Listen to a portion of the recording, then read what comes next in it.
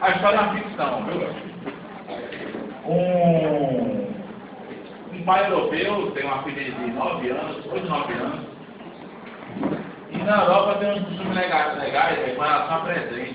Dizem que alguns países da Europa, o papel do presente tem que ser tão importante quanto o presente.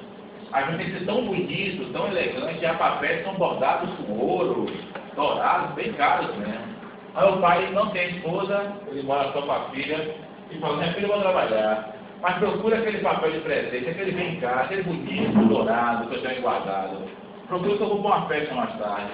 Quero dar um bom presente para uma amiga minha. Ah, não, tá bom, meu pai. O pai sai, quando chega de noite, ele está tomando banho, chega lá na cama, está o presente na cama, mas não está o papel de presente. Ele, minha filha, cadê aquele papel de presente que eu pedi para você procurar? A menina, ó, meu pai, eu picotei todo. Você é maluco, é? É quando diz, ah, meu pai, eu larguei todo.